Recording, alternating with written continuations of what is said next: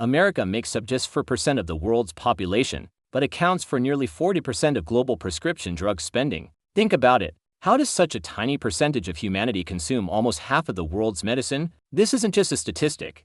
It's the beginning of a story some call the American pill plot. The theory goes like this. What if the system isn't broken?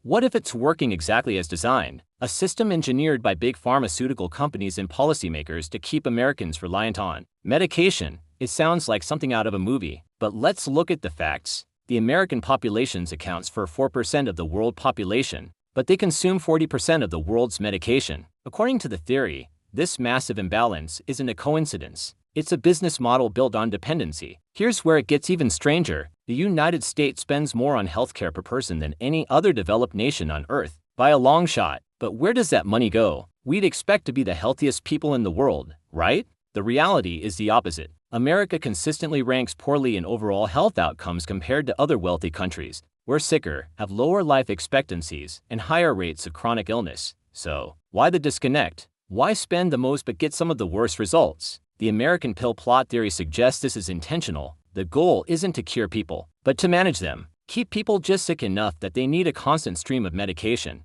but just healthy enough to keep working, earning money, and paying for those prescriptions. It's the perfect cycle for profit.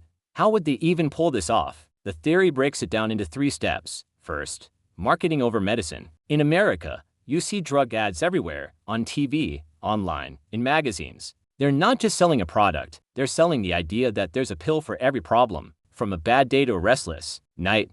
This direct-to-consumer advertising is banned in most other countries, but here, it's a billion-dollar industry designed to make you ask your doctor for the latest brand-name drug. Step 2 is policy influence. Through powerful lobbying, pharmaceutical companies have influenced laws that benefit their bottom line. A prime example is the rule preventing the government from negotiating drug prices for Medicare. This keeps prices artificially high and profits soaring.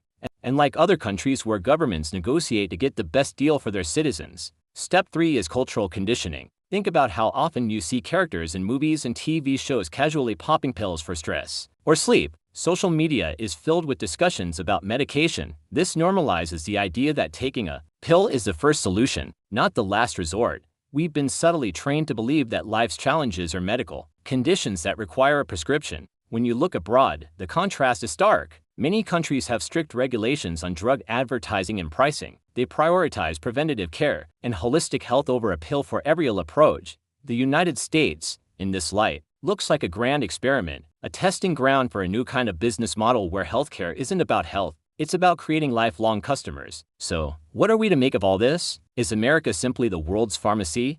Or is it the world's testing grounds? The numbers are hard to ignore, and the questions raised are unsettling. Is our healthcare system really about healing? Or has it become a machine run by profit? The pill plot theory offers one possible, and very dark, answer. That the healthcare industry has been built on a lie. What do you think is really going on? Let me know in the comments below. Thanks for watching. Please like and subscribe for more hidden truths.